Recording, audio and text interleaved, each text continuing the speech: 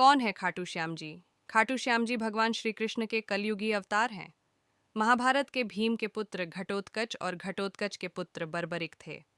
बर्बरिक को ही बाबा खाटू श्याम कहते हैं। इनकी माता का नाम हिडिंबा है। खाटू श्याम की कहानी। बर्बरीक दुनिया का सर्वश्रेष्ठ धनुर्धर थे। बर्बरीक के लिए 3 बाण ही काफी थे, जिसके बल पर वे कौरवों और पांडवों की पूरी सेना को समाप्त कर सकते थे। युद्ध के मैदान में भीम पौत्र बर्बरीक दोनों खेमों के मध्य बिंदु एक पीपल के वृक्ष के नीचे खड़े हो गए और यह घोषणा कर डाली कि मैं उस पक्ष की तरफ से लड़ूंगा जो हार रहा होगा। बर्बरीक की इस घोषणा से कृष्ण चिंतित हो गए। भीम के पौत्र बर्बरीक के समक्ष जब अर्जुन तथा भगवान श्री कृष्ण उसकी वीरता का चमत्कार देखने के लिए उपस्थित हुए, तब बर्बरीक ने अपनी वीरता का छोटा सा नमूना मात्र ही दिखाया। कृष्ण ने कहा कि यह जो वृक्ष है, इसके सारे पत्तों को एक ही तीर से छेद दो तो मैं मान जाऊंगा। बर्बरीक ने आज्ञा लेकर तीर को वृक्ष की ओर छोड़ दिया। जब तीर एक एक कर सारे पत्तों को छेदता जा रहा था, उसी दौरान एक पत्ता टूटकर नीचे गिर पड़ा। कृष्ण ने उस पत्ते पर यह सोचकर पैर रखकर उसे छुपा लिया कि यह छेद होने से बच जाएगा, लेकिन सभी पत्तों को छेदता हुआ वह तीर कृष्ण के पैरों के पास आकर रुक गया। तब बर्बरीक ने कहा कि प्रभु, आपके पैर के नीचे एक पत्ता दबा है, कृपया पैर हटा लीजिए, क्योंकि मैंने तीर को सिर्फ पत्तों को छेदने की आज्ञा दे रखी है, आपके पैर को छेदने की नहीं। उसके इस चमत्कार को देखकर कृष्ण चिंतित हो गए। भगवान श्री कृष्ण ये बात जानते थे कि बर्बरीक प्रतिज्ञावश हारने वाले का साथ देगा। यदि कौरव हारते हुए नजर आए तो फिर पांडवों के लिए संकट खड़ा हो जाएगा, और यदि जब पांडव बर्बरीक के सामने हारते नजर आए तो फिर वह पांडवों का साथ देगा। इस तरह वह दोनों ओर की सेना को एक ही तीर से खत्म कर देगा। तब भगवान श्री कृष्ण ब्राह्मण का भेष बनाकर सुबह बर्बरीक के शिविर के द्वार पर पहुंच गए और दान मांगने लगे।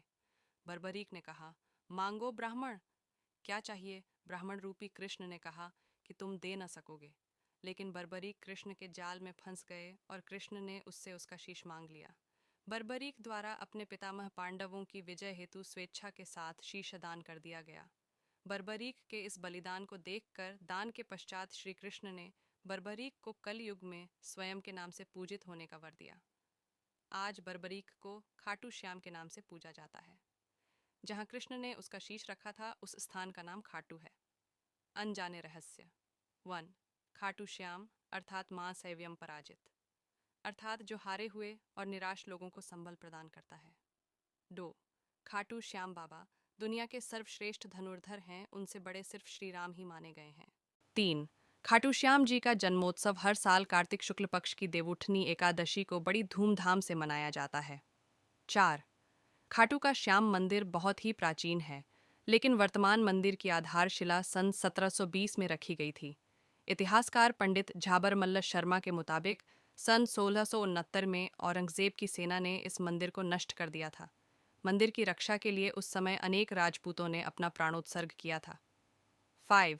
खाटू श्याम मंदिर परिसर में लगता है बाबा खाटू श्याम का प्रसिद्ध मेला। हिंदू मास फाल्गुन माह शुक्ल षष्ठी से 12 तक यह मेला चलता है। 11 के दिन मेले का खास दिन रहता है।